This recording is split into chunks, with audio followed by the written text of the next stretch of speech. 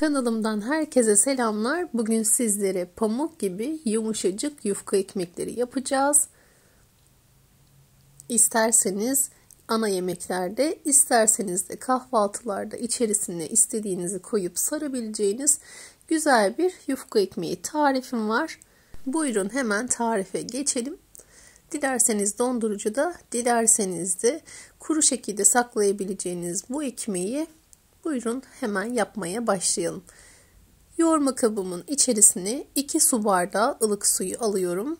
Üzerine 1 çay kaşığı instant maya, 1 çay kaşığı da tuzu ekliyorum.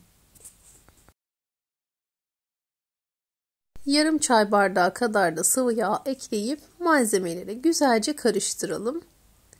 Verdiğim ölçülerle yaklaşık 19 adet 30 santim çapında yufka ekmekleri çıkıyor. Miktarı ona göre arttırıp azaltabilirsiniz. Azar azar un ekleyerek ekmeğimizi yoğurmaya başlayalım. Önce spatula yardımıyla ekmeğimi bir güzel karıştırıyorum. Daha sonra da yoğurma işlemini elimle devam edeceğim. Toplamda 4,5-5 su bardağına yakın un kullandım. Unu kontrollü eklemenizi tavsiye ediyorum. Markadan markaya kullanacağınız miktar değişkenlik gösterecektir. Yumuşacık bir hamur yoğuracağız. O yüzden unu kontrollü eklemenizi tavsiye ediyorum. Spatulayı hamurun içinden çıkardım ve yoğurma işlemini elimle devam ediyorum. Dediğim gibi neredeyse ele yapışan yumuşacık bir hamur yoğuracağız. O yüzden ben de unu kontrollü ekliyorum. Biraz daha takviye ettikten sonra daha fazla un ilavesi yapmadan toplamda 3-4 dakika boyunca yoğurma işlemine devam ettim. Gördüğünüz gibi ele yapışan yumuşak bir hamur yoğurdum. Hamuru son kez toparlayacağım. Şöyle kıvamını da sizlere göstermek istiyorum. Oldukça elastik, neredeyse ele yapışan bir hamur yoğurdum. Bakın yumuşacık bir hamur. Hamuru kaseye aldım. Üzerini streç filmle kapatacağım ve bir yarım saat boyunca ılık bir ortamda mayalanmaya bırakacağım. Çok fazla mayalı bir hamur değil ama yine de bir yarım saat hamuru dinlendirdim. Dinlenen hamuru hemen toparlayalım. Bir hamur kartıyla hamurumu toparlıyorum. Dilediğiniz kadar malzeme ile hamurunuzu, yufka ekmeğinizi yapabilirsiniz. Dediğim gibi verdiğim ölçülerle toplamda 19 adet yufka ekmeği elde ettim. Hamuru şimdi tezgahımın üzerine hafifçe unladıktan sonra oraya aktarıyorum. Oldukça yumuşak bir hamur. Sizler de gözlemleyebiliyorsunuzdur. Hamuru toparlıyorum ve hamur kartıyla ortadan ikiye keseceğim. Bezelerinizi tavanızın büyüklüğüne göre ayarlayabilirsiniz. Yaklaşık 32 santimlik bir tava kullandım. Bu tavaya göre bezelerimi ayarladım. Sizin tavanız daha küçükse daha küçük bezeler elde edin veya daha büyükse bezeleri biraz daha büyük tutabilirsiniz. Ben ortalama bir ceviz büyüklüğünde parçalar koparıyorum. Hemen hamurumu şöyle toparlayıp yuvarlıyorum, beze haline getiriyorum. Hazırlamış olduğumuz bezeleri unlanmış bir tabak içerisine alalım.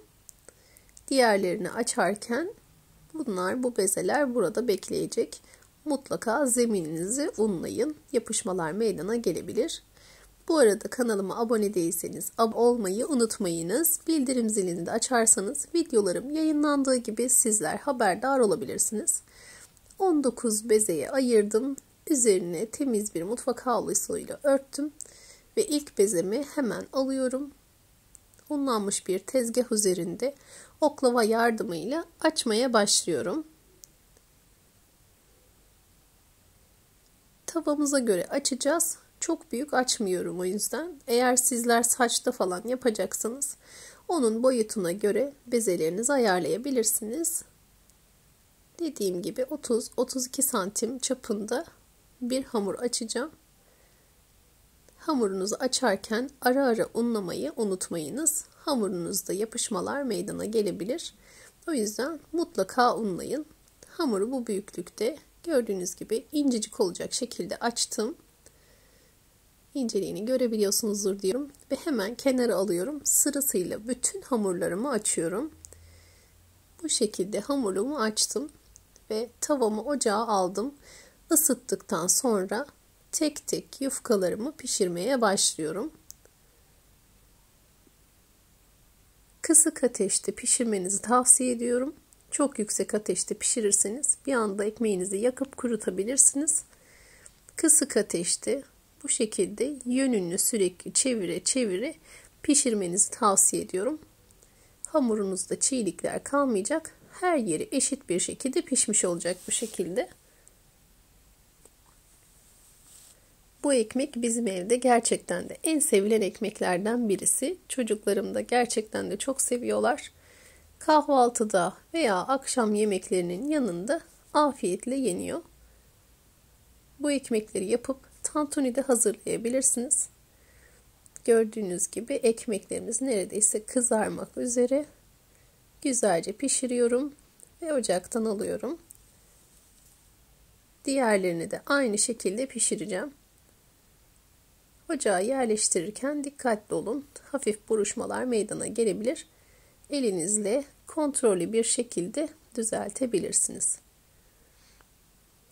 Ekmeğin yönünü sürekli bu şekilde değiştirerek her tarafının eşit bir şekilde pişmesini sağlayın. Ocağınız mutlaka kısık ateşte olsun. Yavaş yavaş ağır ağır pişirin. Sürekli yönünü değiştirin ve her yere eşit bir şekilde pişince de ocaktan alın. Ekmeğin inceliğini zaten görebiliyorsunuz. Gerçekten de harika bir ekmek oluyor. Mutlaka deneyin derim. Ekmeklerin tamamını pişirdim. Pişirdiğiniz ekmekleri de hemen sofra bezi içerisine alın ki sıcacık dursun ve kurumadan bir kenarda sizi beklesin. Bu şekilde ben sofra bezi içerisinde tuttuğum için ekmeklerim yumuşacık kalmıştı.